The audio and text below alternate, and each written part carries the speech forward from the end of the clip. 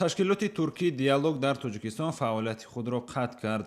ин созмон ки дар маркази шаҳри душанбе воқеъ буд ба фатҳулло гулен мутааллиқ дониста мешуд. масъулони ин марказ ки ҳамакнун макони худро холӣ мекунанд ин иддаоро рад карданд. 9 سال عمل کرد لیکن پول نیز وضعیت مادی خراب شد و خودش را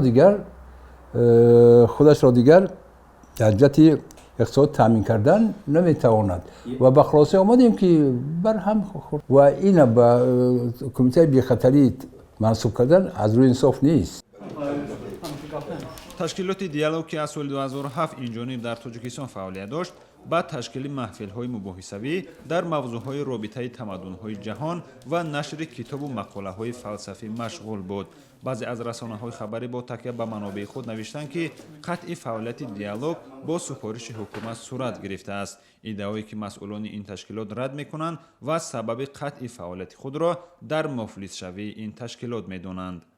این نامش مرکزی فتح گلین نیست، مرکزی گفتگوی تمدن‌های اروپا و آسیا است و فتح گلین هیچ مناسبتی ندارد با این گپ و اون مبارزه که بین ترک‌ها هست و ما با خود ترک‌ها حواله میکنیم چی میگویند چیکار میکنند این کاری است. نه پرزیدنت ترکیه نه فتح گلین نه دیگرش با ما وای نمیکند، یعنی که همکاری نمیکند و شریک نیست.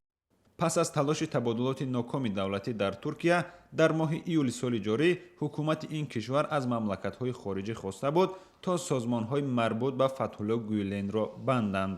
фаъолияти литсейҳои туркӣ ки ба гюлен марбут дониста мешуд бо бастани як шартнома миёни ширкати шалола ва ҳукумати тоҷикистон аз соли 1993 шурӯъ шуда буд. баъдан соли 2003 муҳлати шартномаи мазкур то 10 соли дигар яъне то соли 2013 тамдид карда шуд. ахиран ҳукумати тоҷикистон фаъолияти литсейҳои туркиро барҳам дод.